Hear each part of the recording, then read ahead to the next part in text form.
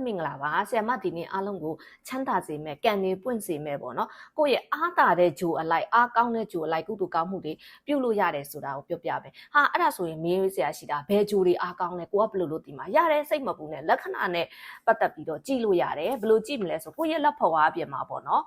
ဒါဆိုလို့ရှိရင်အင်္ဂါဂျိုခုံပေါ့နော်အင်္ဂါဂျိုခုံကကြတော့ဒီလိုအတွင်းမှာရှိတယ်အပြင်မှာရှိတယ်နောက်ဒီအင်္ဂါလွင်ပြင်ရှိတယ်ပေါ့နော်အဲ့လိုနေရာမှာကိုယ့်ရဲ့ဂျိုကုံလေးက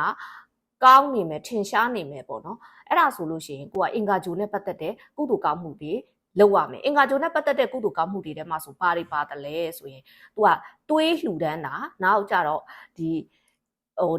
တင်သုံးတာပေါ့နော်ခေါင်းဖြတ်ခေါင်းရိတ်တဲ့ဟာပေါ့သပင်တွေဖြတ်တဲ့ဟာမျိုးဥပမာဘုန်းကြီးကျောင်းတွေသီလရှင်ကျောင်းတွေမှာလှူတာမျိုးတွေရတယ်အဲ့ဒီကုသိုလ်ကောင်းမှုနောက်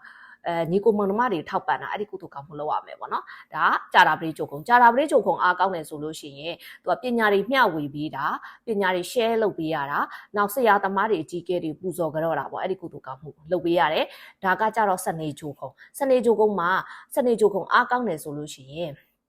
သူကတန့်ရှည်လုပ်တဲ့သူတွေဒါမှမဟုတ်လို့ရှိရင်လည်းလမ်းဘေးမှာတောင်းတဲ့သူတွေပေါ့နော်သူတို့ကိုကုသိုလ်ဒါနပြုပေးရတယ်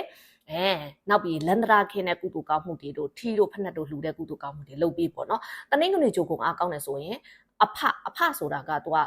ဖခင်ပြောတာပေါ့နော်ဖခင်ကိုစောင့်ရှောက်တာကျွေးမွေးတာနောက်ပေါ်လို့ရှိရင်စီမီအလှူတွေလှူတာမျက်စိမကောင်းတဲ့လူတွေကိုမျက်စိဝေဒနာရှင်တွေကိုလှူပေးတာဒီလိုကုသိုလ်ကောင်းမှုတွေလုပ်ပေးရတယ်ဗုဒ္ဓဘုဂျိုကုံအားကောင်းတယ်ဆိုလို့ရှိရင်တော့ကိုကကလေးတငယ်တွေကျောင်းသူကျောင်းသားတွေကိုပညာသင်စုပေးတာနောက်ပြီးပညာသင်တဲ့ဒီစာရေးကိရိယာတွေထောက်ပံ့လှူဒန်းတာမျိုးအဲ့ဒီကုသိုလ်ကောင်းမှုတွေလုပ်ပေးလို့ရတယ်နောက်ပြောလို့ရှိရင်ဟောဒီနေရာမှာတနင်္လာဂျိုကုံ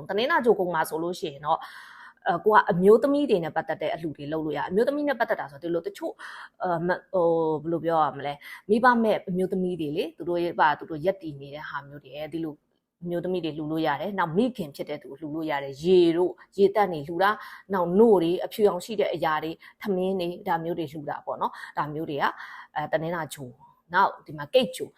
ဆိုလို့ရှိရင်တော့သူကဝိပဿနာတရားအားထုတ်နေတဲ့နေရာတွေဖျားစီတီတွေနဲ့ပတ်သက်တာမျိုးပေါ့နော်နောက်တရားဓမ္မစာအုပ်တွေလှူဒန်းတာမျိုးတွေဒါမျိုးတွေကိုသူကကိုစားပြုပြတယ်ယာဟုဂျိုဆိုရင်တော့အမွှေးနန်းတာတွေလှူတာအမွှေးနန်းတာဆိုတဲ့နေရာမှာသူကအငွေ့ပေါ့နော်နန်းတာတိုင်နေနောက်ချင်စည်းခွေတိုင်နေအဲ့လိုဟာမျိုးတွေလှူပေးရမယ်ပေါ့နောက်လျှက်စစ်ပစ္စည်းတွေပေါ့နော်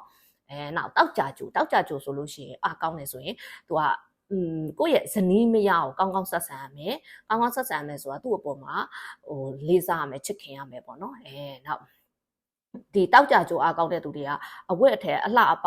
နောက်ကောင်းမွန်တဲ့ပစ္စည်းတွေလှူဒန်းတာအမွှေးတဲ့ဟာတွေပေါ့နော်မွှေးကြိုင်တဲ့ဟာတွေလှူဒန်းတာဒီလိုကုသိုလ်ကောင်းမှုတွေအလှူဒန်းတွေမှာဆိုလို့ရှိရင်လည်းသူကအမှုပညာဒီဇိုင်းတွေလှူတာမျိုးတွေလည်းရတယ်ပေါ့နော်အမှုပညာအမြင်နဲ့ပြုပြင်ဖန်တီးပေးတာမျိုးတွေရတယ်အဲ့လိုကုသိုလ်ကောင်းမှုတွေလုပ်ရမယ်အဲ့ဒါကကိုယ့်ရဲ့အားတာတဲ့ဂျိုအပေါ်မှာအားတာတဲ့စွမ်းအားတွေကိုအသုံးချတယ်လို့ပြောရမယ်ကိုမှရှိတဲ့အားတာမှုတွေကိုအသုံးချတဲ့အခါကျတော့မှကိုကကံပိုကောင်းတာပေါ့နော်အဲ့တော့ကိုလက်ကိုကြည့်လက်တွေဒီဂျိုကုန်းတွေအားလုံးထဲမှာအားအကောင်းဆုံးဂျိုရဲ့ကုသိုလ်ကောင်းမှုကြတရားကိုလုပ်ပါအဲ့တော့ကိုဘွားမှာချမ်းသာမှာမလွဲပါဘူးရှင်ဆရာမတော့ပုံညကလျာဏီခေါ်ဒေါက်တာဖြူဖြူတွင်ပဲဖြစ်ပါတယ်